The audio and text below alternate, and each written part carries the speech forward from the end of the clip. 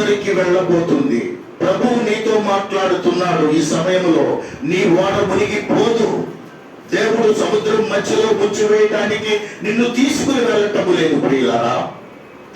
దేవుడు సముద్రం మధ్యలో ముంచివేయడానికి నిన్ను తీసుకుని వెళ్ళటం లేదు. దేవుడు నీ ఓడను బ్రద్దలు చేయడానికి ఆ పరిస్థితుల్లో నడిపించటం లేదు.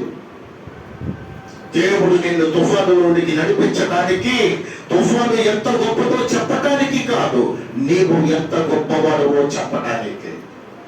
దేవుడు తుఫాను మధ్యలో నిన్ను నడిపిస్తున్నాడు. ఎందుకు అంటే తుఫాను ఎంత గొప్పదో కాదండి, నీవు ఎంత బలవంతుడవో తెలియజేయడానికి.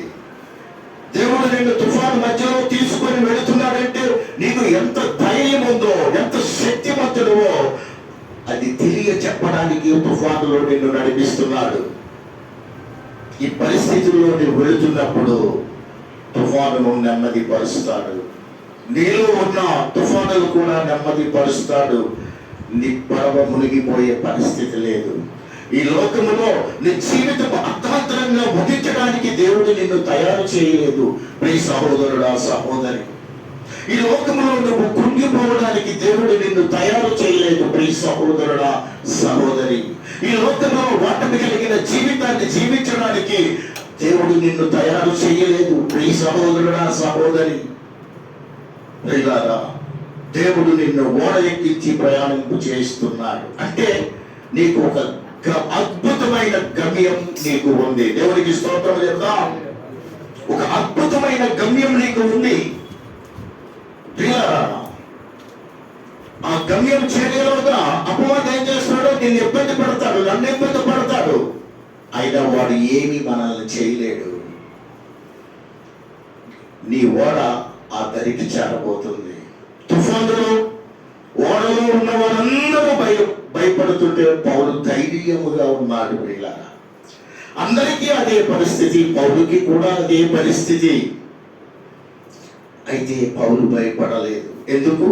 అక్కడ 4 ఆత్మీయ లంగర్లు ఉన్నాయి. ప్రియులారా, ఈ 4 లంగర్లు నీ జీవితంలో ఉంటే నీ జీవితం అనే ఓడ ఏనాడు మునిగిపోదు. కనుక ఏమిటి ఆ లంగర్లు? నీవు తప్పకుండా, నేను తప్పకుండా తెలుసుకోవాలి. మొదటి లంగర్ గాడ్స్ ప్రెసెన్స్, దేవుని యొక్క సన్నిధి.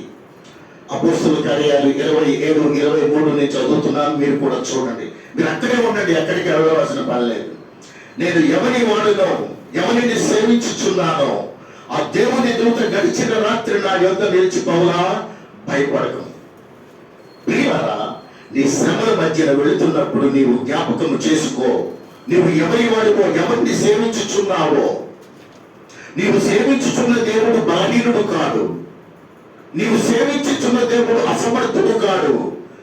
నీవు సేవించుచున్న దేవుడు సర్వశక్తిమంతుడు. దేవునికి స్తోత్రము కలుగునుగాక. ప్రియులారా, నీవు ఆయనను సేవిస్తున్నావు కనుక ఆయన సన్నిధి ఎల్లప్పుడూ నీతోనే ఉంది.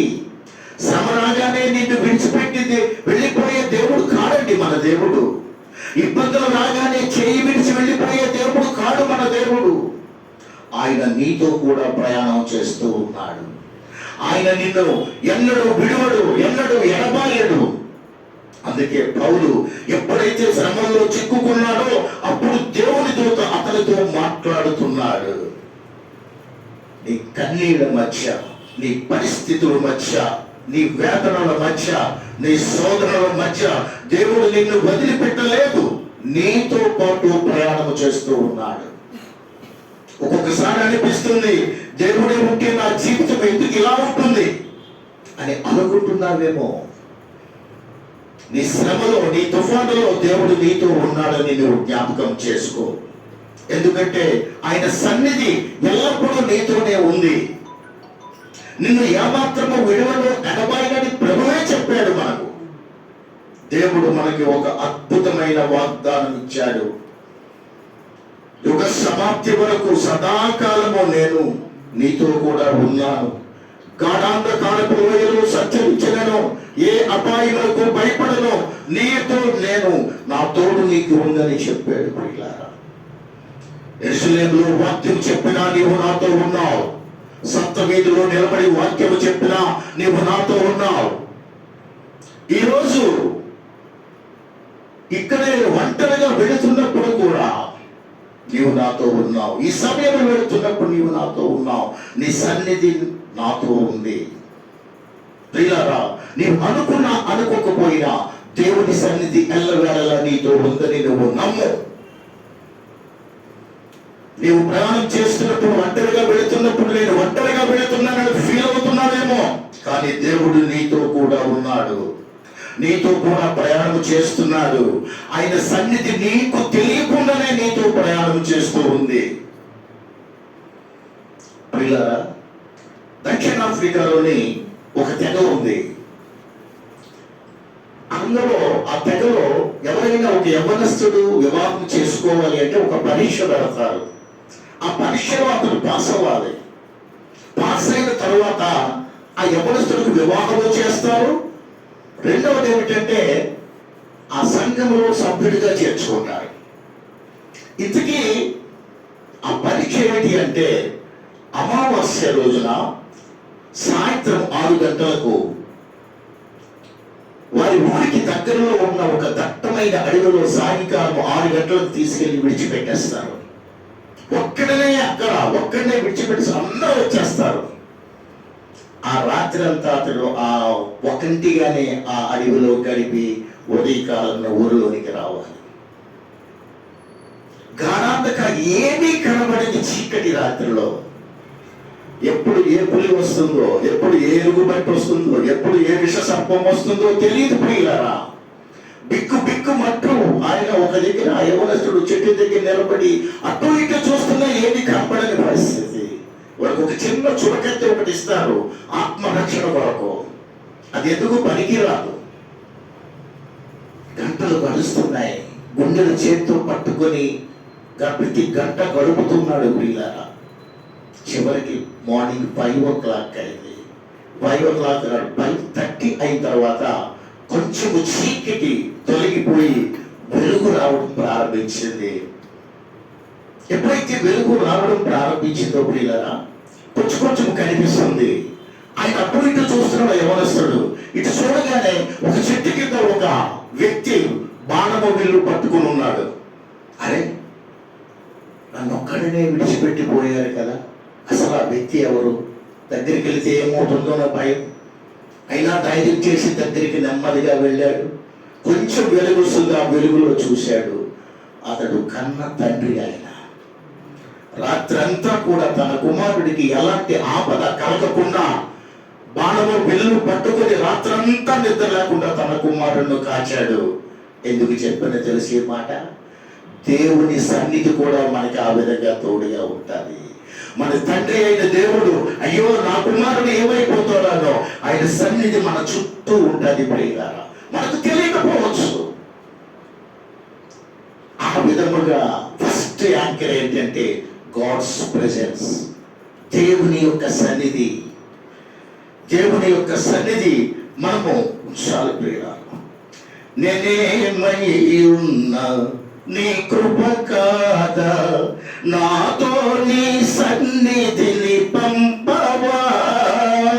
నేనేమై ఉన్నా నీ కృప కాదా, నాతో నీ సన్నిధిని పంపవా. ప్రతికూలతలు శృతి మించినను, సంధ్యాకాంతులు నిదురించినను, తొలి వెలుగు నీవై ఉదయించినాపై నడిపించినది నీవయ్యా. నీ కృపకు నన్ను పాత్రునిగా చేసి బలపరచిన యేసయ్యా. జీవ ప్రదాతవు, నన్ను రూపించిన శిల్పివి నీవే ప్రభు.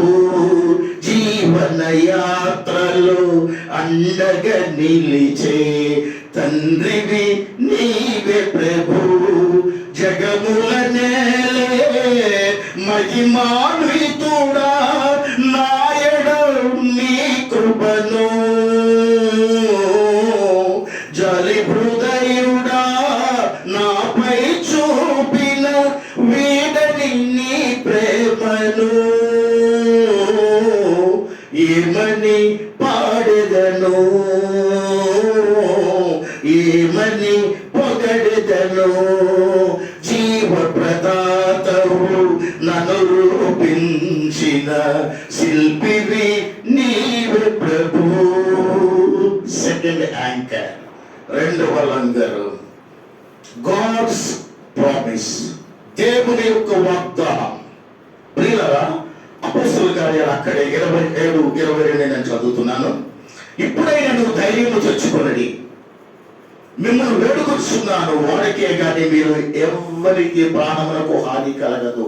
ఇది దేవుడు ఇచ్చిన వాగ్దానం. అవును, ఓడ మధ్యలో పౌలు నిలబడి చెబుతున్నాడు. అప్పటికే చాలా మంది దెబ్బలు ఎత్తిపోయారండి. అందరూ సముద్రంలో మునిగిపోయి మరణిస్తానేమో అని అనుకుంటున్నారు. ఆ సమయంలో పౌలు అంటున్నాడు, అయ్యా దయచేసి భయపడకండి, ఈ ఓడలో ప్రయాణం చేస్తున్న వారందరినీ దేవుడు నాకు అనుగ్రహించాడు. దూత చెప్పినట్లు జరుగుతుంది.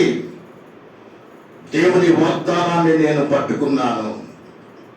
ఓడలో ఉన్న వారందరూ కూడా ఎవరికి ఎలాంటి ప్రమాదము జరగదు. ప్రియులారా, దేవుడు నాకు వాగ్దానం ఇచ్చాడు. అలాంటప్పుడు నేను మునిగిపోతానా? అలాంటప్పుడు నేను మరణిస్తానా? ఎందుకనగా నేను దేవుడి యొక్క వాగ్దానమును నమ్ముకొని ఉన్నాను. మీ అందరి జీవితాలలో దేవుడు ఒక వాగ్దానం చేశాడు. వాగ్దానం చేసిన వాడు నమ్మదగిన వాడు, మాట ఇచ్చి తప్పడానికి నరుడు కాదు. ప్రియులారా, ఆయన ఇచ్చిన వాగ్దానములో నిన్ను నిలబెట్టడానికి ఆయన సమర్థుడు. దేవునికి స్తోత్రము కలుగును గాక. He is able to keep you in his promise. కాబట్టి మీ ప్రస్తుత పరిస్థితులను నమ్మకండి, మీ ప్రస్తుత ఇబ్బందుల వైపు చూడకండి, మీ ప్రస్తుత శ్రమల వైపు మీరు చూడకండి. మీరు ఏది చూడాలి అంటే రాబో రోజులలో దేవుని మహిమ చూడాలి. దేవునికి స్తోత్రము కలుగును గాక. రాబోయే దినాల్లో మీ హెచ్చింపులు చూడండి. రాబోయే దినాల్లో మీ దేవుడు మిమ్మల్ని ఎలా దీవించబోతున్నాడో అతని పైన మీరు ఫోకస్ చేయండి. తుఫాన్, దేవుడు నాకు మాట ఇచ్చాడు, నాకు అప్పగిస్తాను అని అన్నాడు. ఒకవేళ నేను మునిగిపోతే దేవుడు అబద్ధికుడు అవుతాడు. పౌలు చెప్తున్నాడు ఈ మాట.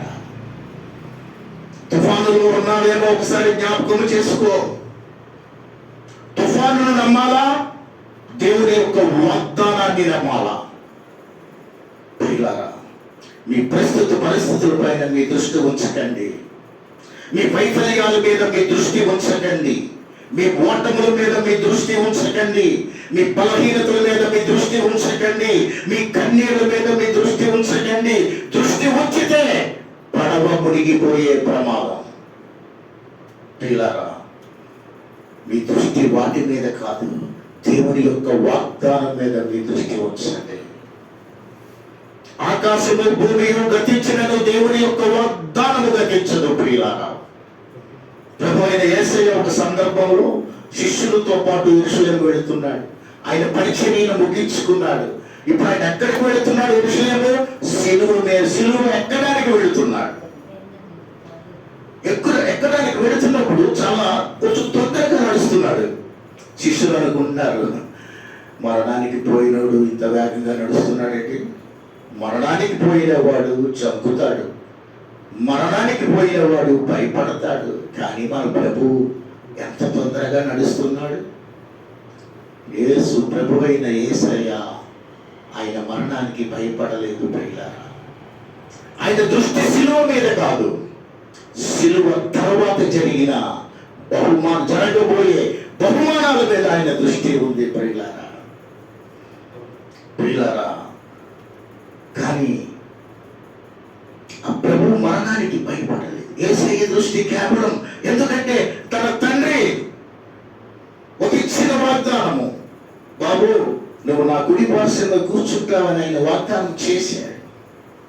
ఎందుకంటే తన తండ్రి యేసయ్య దృష్టి ఎలాగా, ఏ విధంగా తన కుమారుడిని రాజ్యాల మీద రాజుగా నియమించబోతున్నాడో, ఏ విధంగా తన కుమారుడు ప్రపంచాన్ని ఏలబోతున్నాడో, ఆ వాగ్దానాల మీద ఆ ప్రభువు యొక్క యొక్క దృష్టి ఉంది ప్రియులారా. సిలువ మీద కానే కాదు, యేసుకు తెలుసు నా మరణం అంతము కాదు, నేను 3వ దినమున నేను పునరుత్థానుడై లభిస్తానని ఆయనకి నమ్మకం ఉంది. ప్రభు తండ్రి యొక్క వాగ్దానాన్ని గట్టిగా పట్టుకున్నాడు. సాతానుతో చెప్పండి మీరు, దేవుడు నాతో వాగ్దానం చేశాడు, నా ఓడ మునిగిపోదు. మా దేవుడు వాగ్దానం చేసేది నేను కళ్ళారా చూసినంత వరకు నా ఓడ మునిగిపోదు. సౌలు అంటాడు, నేను ఎట్లా చనిపోతానయ్యా? దేవుడు నాకు వాగ్దానం చేశాడు, ఆయన చెప్పిన మాటలు నేను గట్టిగా పట్టుకుని ఉన్నాను. అందుకే ఆయన పక్క వాళ్ళకి ధైర్యం చెప్పాడు, మనకి ఏమీ కాదండి, సమయము నీతో ఉంది, ఆయన వాగ్దానం కూడా నీతో కూడా ఉంది. This is second anchor. Next third anchor. ఫస్ట్ది గాడ్స్ ప్రెజెన్స్, దేవుని సన్నిధి. రెండవది గాడ్స్ ప్రామిస్, దేవుని యొక్క వాగ్దానము. మూడవది ప్రియులారా గాడ్స్ ప్లాన్, దేవుని యొక్క ప్రణాళిక. ప్రియులారా దేవుని యొక్క ప్రణాళిక అనే లంఘన మనము కలిగి ఉండాలి. అపోస్తలుల కార్యాలు 27-24లో ఏముందంటే, నీవు కైసరు ఎదుట నిలవవలసి ఉన్నది, ఇదిగో నీతో కూడా ఓడలో ప్రయాణం పోతున్న వారందరినీ దేవుడు నీకు అనుగ్రహించాడు అని నాతో చెప్పాను. ప్రియులారా ఓడలో ఉన్న వారికి చెప్తున్నాడు, దేవుడు నాతో చెప్పింది ఏమంటే, నువ్వు కైసరు ఎదుట, కైసరు అంటే ఒక విచారణ అధికారి అని అనండి, లేదా ఒక రాజు అనండి. ఆ కైసరు ముందు పౌలు నిలబడాలి. ఎందుకు నిలబడాలి? పౌలు అరెస్ట్ చేయబడ్డాడు కాబట్టి విచారణ కొరకు నిలబడాలి. అతడు జడ్జిమెంట్ ఇస్తాడు కైసర్. ప్రియులారా ఇక్కడ కైసరు నిలబడి ఏమని చెప్పాలి? దేవుని యొక్క ప్రణాళిక ఏమిటంటే, పౌలులో ఉన్న దేవుని ప్రణాళిక, అతడు కైసరు ఎదుట నిలబడి కైసరుకి ఇతడి దేవుడు ఎవరో చెప్పాలి, సువార్త ప్రకటించాలి, నేనెవరో వాడికి తెలియాలి. అది నీ జీవితంలో నా ప్రణాళిక అని ప్రభు చెప్తున్నాడు. పౌలుకు తెలుసు ఆ విషయం. నేను నడి సముద్రంలో మునిగిపోవటము కాదు. పౌలు అంటున్నాడు, అతని జీవితం యొక్క ప్రణాళిక ఏమిటి ఆయనకి తెలుసు. అర్ధాంతరంగా జీవితం ముగించడము కాదు ప్రియులారా, ముగించడానికి కాదు. తన జీవితంలో దేవుని యొక్క ప్రణాళిక పౌలుకి బాగా తెలుసు. దేవుడు నన్ను తయారు చేసినది నాకు ప్రయాణంలో ముందుకు సాగడానికే గాని నడి సముద్రంలో మునిగిపోవడానికి కాదు. రాజుల దగ్గర నన్ను నిలవబెట్టబోతున్నాడు అని పౌలు నమ్మాడు. కాబట్టి తోటి ప్రయాణికుల వలె ఆయన భయపడలేదు, తోటి ఖైదీల వలె ఆయన జంకలేదు. మీ అందరి జీవితాల్లో దేవుని ప్రణాళిక ఉందని మీరు నమ్ముతున్నారా? దేవుని యొక్క ప్రణాళిక ఉద్దేశం లేకుండా ఈ లోకంలో నీవు జన్మించలేదు, నేను జన్మించలేదు, మనము జన్మించలేదు. ఈరోజు దేవుని యొక్క అమోఘమైన ప్రణాళిక నీవు కలిగి ఉన్నావు. అది నెరవేర్చడానికి ఈ లోకానికి నీవు వచ్చావు. ఈ రోజు లోకంలో నీవు ఉన్నావంటే అది దేవుని యొక్క ప్రణాళిక. దేవుని యొక్క ప్రణాళిక నీకు తెలుసు కాబట్టే నీ ఓడ మునిగిపోదు. దేవునికి స్తోత్రము కలుగును గాక. నడి సముద్రములో ముచ్చివేయడానికి దేవుడు పౌలును తీసుకుని వెళ్ళాడా? ఆ ఓడలో మునిగిపోవడానికి పౌలును దేవుడు డిజైన్ చేయలేదండి. అనేక మంది అన్యజనులకు ఇలాంటి నిరీక్షణ లేదు. నీ జీవితం ప్రమాదాలతో అర్థాంతరంగా ముగించడానికి దేవుడు నిన్ను తయారు చేయలేదండి. నీ పట్ల దేవునికి ఒక ఉద్దేశం ఉంది, ఒక ప్రణాళిక ఉంది. నీవు అద్దరికి చేరబోతున్నావు. దేవుని ప్రణాళిక నువ్వు నెరవేర్చబోతున్నావు. దేవుడు నిర్దేశించిన గమ్యానికి నువ్వు చేరి నీ పరుగులు తుదముట్టించబోతున్నావు. దేవుడు నీ ఎడల ఏ ప్రణాళిక కలిగి ఉన్నాడో దాన్ని నీవు సమాప్తమైనది చెప్పినప్పుడు అప్పుడు నీవు దేవుడి దగ్గరికి వెళ్తావు. అంతవరకు ఇక్కడే ఉంటావు. సముద్రంలో ప్రభు తన శిష్యుడితో ప్రయాణం చేస్తున్నప్పుడు హాయిగా నిద్రపోతున్నాడు ఆయన. తుఫాను వచ్చింది. పూర్వం ఇప్పుడైతే పైన రూఫ్స్ ఉన్నాయి పడవలకి, వర్షం వచ్చిన పడవలో అతడు నిద్రిస్తున్న అదేంటి ఒక దోణి.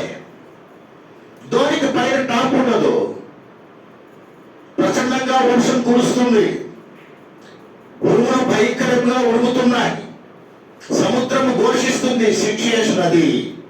దోణి ఊగిసలాడుతుంది, సముద్రంలో ఉన్న నీరు దోణిలోనికి వస్తుంది. వస్తున్నప్పుడు ఆ నీటిని మళ్ళీ వీళ్ళంతా తోడి మళ్ళీ సముద్రంలో వేస్తున్నారు. ఆ యొక్క దోణిని వాళ్ళ కంట్రోల్ చేసి వాళ్ళ ఆధీనంలోకి తీసుకోవడానికి ప్రయత్నిస్తున్నారు. ప్రియులారా, వారి వాళ్ళే కావటం లేదు. ప్రభువైన యేసు దగ్గర ఉన్న శిష్యులు చేపలు పట్టడంలో ఎక్స్పర్ట్స్, సముద్రం మీద మంచి కమాండ్ ఉన్నవాళ్ళు. అలాంటి వాళ్ళు కూడా ఆ దోణిను వాళ్ళ స్వాధీనంలోకి తీసుకోలేకపోతున్నారు. ప్రభు హాయిగా నిద్రపోతున్నాడు. వెంటనే వీళ్ళు ప్రభువుని లేపారు. అయ్యా, మేము నశించిపోతాం, నీకు చింత లేదా? మనందరికీ తెలిసిన మాట. ప్రభు అంత ఆదమరచి నిద్రపోవడానికి కారణం ఏమిటి? అంత ఆదమరచి ఎందుకు నిద్రపోతున్నాడు? అంత ఆదమరచి అంటే ప్రియులారా,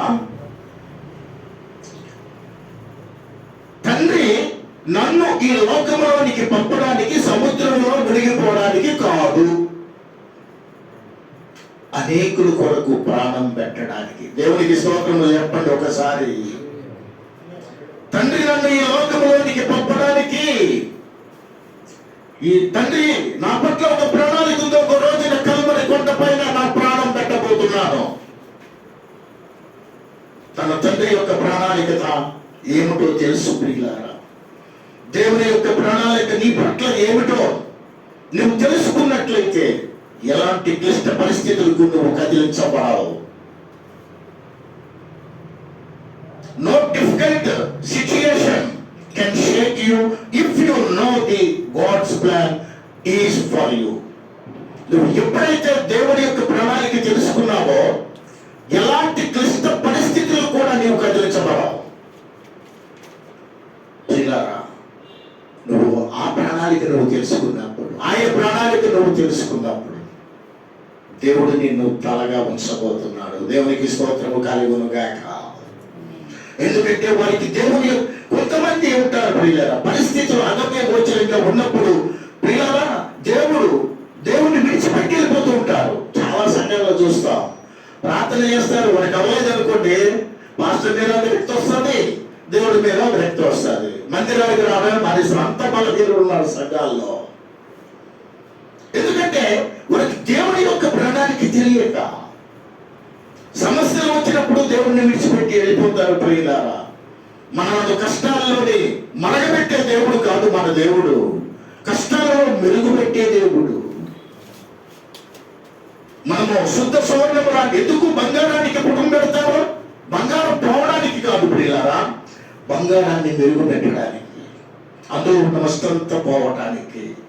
మనము శుద్ధ సువర్ణము లాంటి వాళ్ళము. పుటము పెట్టి నప్పుడు మనం కాలిపోము, శుద్ధ సువర్ణముగా మారిపోతాం.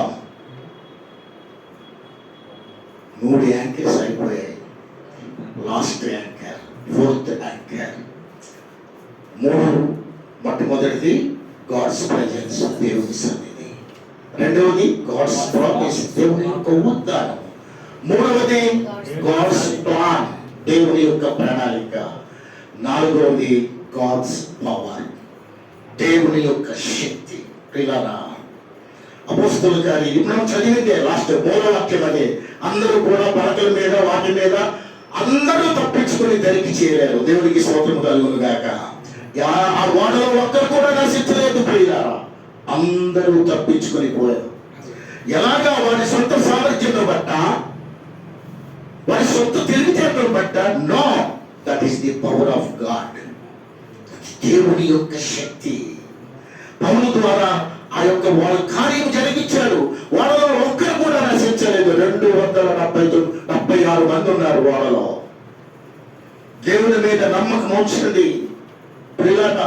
దేవుని చిత్తం ఏమిటో పౌలుకు తెలుసు. ప్రతి ఖైదీ కూడా నశించిపోవడం దేవునికి ఇష్టం లేదు. దేవుని మీద నమ్మకం ఉంచండి. ఒక్కొక్కసారి మన జీవితంలో పరిస్థితులు ఎలా ఉంటాయి అంటే ఇక మనం ఏమీ చేయలేము అనే పరిస్థితులకు వచ్చేసినప్పుడు ప్రియులారా, మానవ ప్రయత్నం పనికి రాకుండా పోతుంది. ఆ సమయంలో నువ్వేం చేయాలి అంటే నీకు అందుబాటులో ఉన్న దేవుని యొక్క శక్తిని నువ్వు ఆశ్రయించాలి. దేవుని శక్తి ఎలా ఉంటుందో తెలుసా? నువ్వు నడిచి సముద్రంలో మునిగిపోయినా నిన్ను పైకి లేపగలిగిన శక్తి దేవుని యొక్క శక్తి. సముద్రం మధ్యలో నువ్వు నడిచి వెళుతున్నా అవి నిన్ను ముంచజాలని శక్తి దేవుని శక్తి. అగ్ని మధ్యలో నువ్వు నడుస్తున్నా అది కాల్చి వేయజాలని శక్తి దేవుని శక్తి. ఎందుకంటే దేవుని యొక్క మహాశక్తిని జీవితంలో ఉంది కాబట్టి ఆయన అద్భుత హస్తము ద్వారా అక్కడి నుండి నిన్ను తప్పించగలుగుతాడు. దేవునికి స్తోత్రము కలుగునుగాక. నువ్వు సింహాల మధ్యలో ఉన్నా దేవుడు సింహాల నోళ్లలో మూయగలిగిన శక్తిమంతుడు. దానియేలు సింహాల బోన్లో వేశారు, అన్ని నోళ్ళు తెరుచుకున్నాడు, చుట్టూ ఉంది, ఇక మీద పడతాయనేలాగా దేవుడు ఏం చేశాడు? నోరుని మూసేశాడు. తరచిన నోరు మూయబడదు, మూసిన నోరు తెరవబడదు. అది గాడ్స్ పవర్. అలాంటి అతీతమైన కార్యాలు చేయగలిగిన దేవుణ్ణి మనం సేవిస్తున్నాం. అగ్ని గుండములోని వేయబడిన శత్రుకు మేషకు అభిద్రోగులను మనం జ్ఞాపకం చేసుకుంటే వారు నమ్మినది ఏమిటి అంటే మా దేవుడు అగ్ని గుండముల నుండి రక్షించగలిగిన సమర్థుడు, శక్తిమంతుడు. వారు నమ్మినది వారి జ్ఞానము కాదు, వారు నమ్మినది వారు రాజులు కాదు, వారు నమ్మినది వారి బలములు కాదు, వారు నమ్మినది వారు సేవించిన దేవుడిని. దేవునికి స్తోత్రం, హల్లెలూయా. వారు ఎవరిని సేవిస్తున్నారో దేవుని జ్ఞాపకం చేసుకునే రాజుకు ఒక సవాలు విసురుతున్నారు. రాజా, మా దేవుడు ఇదిగో మండుచున్న అగ్నిలో నుండి రక్షించడానికి శక్తిమంతుడు, సమర్థుడు అని. O king, our God is able to powerful to save us. అందుకే అగ్నిగుండములో వేయబడిన వారు కాలిపోలేదు. వారిని అగ్నిగుండములు ఎవరో తోసివేశారో వారు కాలిపోయారు. ఈరోజు మీ యొక్క ప్రతి శ్రమ నుండి తప్పించడానికి దేవుడు సమర్థుడు. ఈరోజు ప్రతి వ్యాధి నుండి నిన్ను స్వస్థపరచడానికి దేవుడు సమర్థుడు. ఈ రోజు నీకున్న ప్రతి బంధకముల నుండి విడిపించడానికి దేవుడు సమర్థుడు. ఈ రోజు నీకున్న ప్రతి అప్పు నుండి విడిపించడానికి శక్తిమంతుడు మన దేవుడు. ప్రియులారా, ఆయన శక్తిని నీవు ఆశ్రయిస్తే నీకున్న ప్రతి సమస్య నుంచి విడిపించే శక్తిమంతుడు ఆయన. చాలా మంది తమ సొంత బలముతో ప్రయాసపడుతూ ఉంటారు ప్రియులారా, అప్పుల నుండి బయటికి రావడానికి, వ్యసనాలలో నుండి బయటికి రావటానికి, సమస్యల నుండి బయటికి రావటానికి. ప్రియులారా, వాళ్ళు ప్రయత్నం చేస్తూనే ఉంటారు, బట్ వాళ్ళు ఫెయిల్ అవుతున్నారు. వాళ్ళు చేయలేరు. నా లైఫ్ ఇంతే అని అనుకుంటారు. కానీ దేవుడు అంటాడు, రిలే ఆన్ మై పవర్. నా యొక్క శక్తిని మీరు ఆశ్రయించండి. గుర్తుపెట్టుకో, నువ్వు పని చేసినంత కాలము దేవుడు మౌనముగా ఉంటాడు. నువ్వు పని చేయలేక ఎప్పుడైతే రెండు చేతులు పైకెత్తేసావో అప్పుడు దేవుడు పని చేయడం ప్రారంభిస్తాడు. దేవుడికి స్తోత్రము కలుగునుగాక. ఎఫెసీయులకు రాసిన పత్రికలు మనం చూస్తే అడుగు వాటి కంటే, ఊహించు వాటి కంటే అత్యధికముగా చేయే శక్తి గల దేవుడు. ఎలాంటి దేవుడు నీ దేవుడు తెలుసా? ఎరికో గోడను కూల్చివేయగలిగిన శక్తిమంతుడు, ఎర్ర సముద్రమును పాయలుగా చేయగలిగిన శక్తిమంతుడు, యోర్దాను నదిని ఎండిపోయేటట్లు చేయగలిగిన శక్తిమంతుడు నీ దేవుడు. అగ్నిగుండంలో సైతం పడిన వారిని కాపాడగల దేవుడు నీ శక్తిమంతుడు. సింహాల నోళ్లను మోయగల శక్తిమంతుడు నీ దేవుడు. అలాంటి దేవుని ఆశ్రయించిన నీవు తుఫానుకు భయపడతావా? అలాంటి శక్తిని ఆశ్రయించిన నీవు తరంగాలకు భయపడతావా? అన్నిటికన్నా శక్తిమంతుడైన దేవుడు మనలో ఉన్నవాడు ఈ లోకములో ఉన్నవాడి కంటే గొప్పవాడు. నీలో ఉన్నవాడైనా, నాలో ఉన్నవాడైనా, మనలో ఉన్నవాడైనా లోకములో ఉన్నవాడి కంటే గొప్పవాడు మనం దేవుడు. పిల్లరా, చాలా మంది అయ్యో నాకు చాలా రోగం ఉందండి, చాలా వ్యాధి ఉందండి, వారి రోగాన్ని, వారి వ్యాధిని హెచ్చిస్తారు. దేవుని దగ్గరికి దేవుడితో చెప్పడానికి వెళ్తారు. నీ యొక్క వ్యాధి, నీ యొక్క రోగము దేవునితో చెప్పడం కాదండి, నీ దేవుడు ఎంత గొప్పవాడు, ఎంత శక్తిమంతుడో నీవు ఆ రోగముతో మాట్లాడు. నీ రోగం మటుమాయమైపోతుంది. నీకున్న అప్పు గురించి దేవుడితో మాట్లాడటం కాదు. నీ దేవుడు ఎంత శక్తిమంతుడో, ఎంత అద్భుతకరుడో అప్పుతో మాట్లాడు. నీ అప్పు తీరిపోతుంది. నీ సమస్యలను హెచ్చరించకు. నీ సమస్యతో నువ్వు దేవుడితో మాట్లాడవలసిన పని లేదు. నీ దేవుడు ఎంత గొప్పవాడు, నీ దేవుడు ఎంత శక్తిమంతుడు, సమస్యతో మాట్లాడు. నీ సమస్య తీరిపోతుంది. పిల్లారా, మనం ఈరోజు ఎలా ఉన్నాం? 4 యాంకర్స్ మన జీవితంలో కలిగి ఉండాలి పిల్లారా. ఈ 4 యాంకర్స్ ప్రతి క్రైస్తవురాలు కలిగి ఉండాలి. ఎందుకంటే ఆయన శక్తిని మనము ఆశ్రయించు వారిగా ఉండాలి. శక్తికి మించిన సమరములో నేర్పితివి నాకు నీ చిత్తమే. శిక్షకు కావే శోధనలన్నీ ఉన్నత కృపతో నన్ను నింపుటకే. శక్తికి మించిన సమరములో నేర్పితివి నాకు నీ చిత్తమే. శిక్షకు కావే శోధనలన్నీ ఉన్నత కృపతో నన్ను నింపుటకే. ప్రతి విజయము నీ కంకితము, నా బ్రతుకే నీ మహిమార్థం. లోకమంతయు దూరమైన నన్ను చేరదీసెదవు. దేహమంతయు ధూళి అయినా నన్ను జీవింప చేసెదవు. అమరుడవు నీవు నా యేసయ్యా, ఆదివంతము నీవేనయ్యా. ఆదిలోనున్న నీ వాక్యమే ఆదరించెను శ్రమ కొలిమిలో. సొమ్మసిల్లక సాగిపోదును సియోను మార్గములో. స్తోత్ర గీతము ఆలపింతును నీ దివ్య సన్నిధిలో. అమరుడవు నీవు నా యేసయ్యా, ఆదివంతము నీవేనయ్యా. పిల్లరా, సముద్రములో ప్రయాణం చేసేవారు అందరూ సురక్షితంగా జరిగి చేరారు. నీ ఒక్కడే కాదు, దేవుడు నీకు ఇచ్చిన వారిని కూడా నిన్ను బట్టి వారిని భద్రం చేయబోతున్నాడు. దేవుడు మిమ్మల్ని బట్టి అనేక మందిని రక్షించబోతున్నాడు. ప్రియులారా, నమ్మిన వాళ్ళందరూ గట్టిగా స్తోత్రం చెప్దాం ఒక్కసారి. హల్లెలూయా. 4 యాంకర్స్, గాడ్స్ ప్రెజెన్స్, దేవుడి యొక్క సన్నిధి. సెకండ్ యాంకర్, గాడ్స్ ప్రామిస్, దేవుడి యొక్క వాగ్దానము. థర్డ్ యాంకర్, గాడ్స్ ప్లాన్, దేవుడి యొక్క ప్రణాళిక. ఫోర్త్ యాంకర్, గాడ్స్ పవర్, దేవుడి యొక్క శక్తి. ఈ 4 యాంకర్స్ ఇక్కడ ఈ వాక్యం విన్న వారందరికీ, వారి కుటుంబాలకు, ఈ సంఘంలో ఉన్న కుటుంబాలందరికీ కూడా ప్రభువు ఈ 4 యాంకర్స్ అనుగ్రహించి దీవించును గాక. దేవుడి ఈ కొద్ది మాటలు మన వినికిడిలో దీవించును గాక. ఆమేన్.